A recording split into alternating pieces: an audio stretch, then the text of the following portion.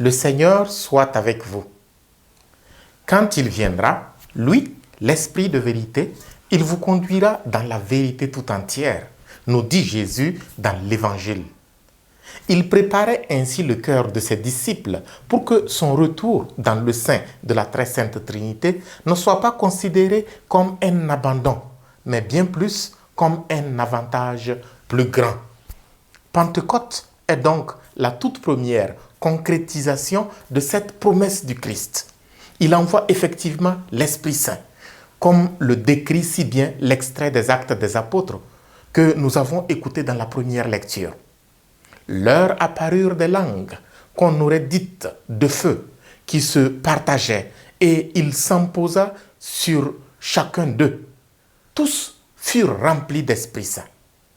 Les disciples seront étonnés de plus belle lorsque la descente de l'Esprit Saint attira à eux des hommes de divers peuples qui étaient alors à Jérusalem et que ces derniers donnèrent ce remarquable témoignage.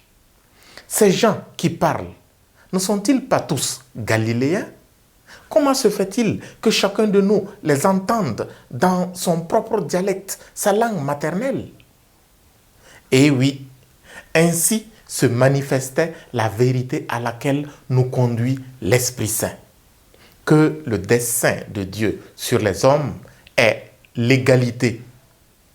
Si les différences éloignaient l'homme de Dieu, dans l'épisode de la tour de Babel, épisode que nous avons écouté dans la première lecture de la messe de la veille de Pentecôte, les différences dans ce récit de la Pentecôte nous démontrent que Dieu se fait proche de tous les peuples sans aucune distinction particulière.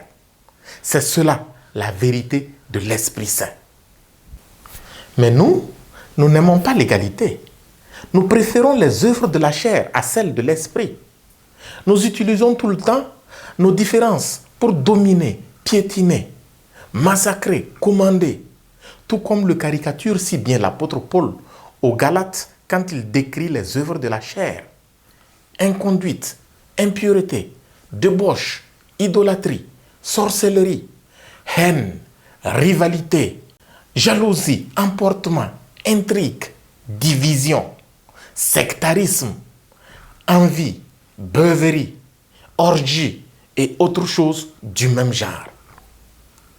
Quand nous méditons ces paroles, notre conscience, souvent obstruée, s'ouvre et nous nous rendons effectivement compte du pourquoi le riche ne veut pas ressembler au pauvre, du pourquoi le plus fort estime que le plus faible lui doit obéissance aveugle. Il se crée aussi, dans le cœur des pauvres et des faibles, de la résistance et de la haine.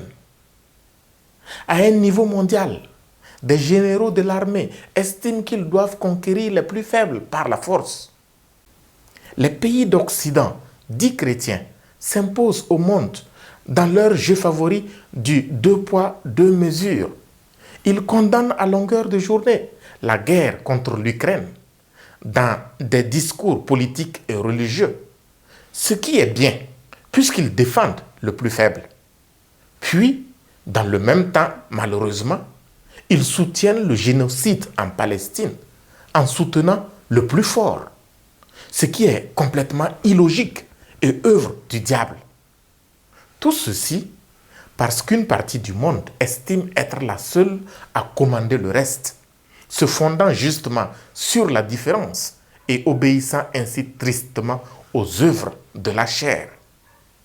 S'il est donc vrai, comme l'a dit Paul, que ceux qui sont au Christ Jésus ont crucifié en eux la chair avec ses passions et ses convoitises, s'il est vrai également que l'Esprit nous fait vivre, il va de soi que nous devrions marcher sous la conduite de l'Esprit, en cultivant en nous la joie de l'égalité entre les hommes qui s'exprime à travers les fruits de l'Esprit: amour, joie, paix, patience, bonté, bienveillance, fidélité, douceur et maîtrise de soi. Puisse le ressuscité rendre vrai notre foi en meublant notre cœur de la joie de l'égalité. Viens, Esprit de vérité, et libère-nous de nos désirs charnels de supériorité et de domination. Amen.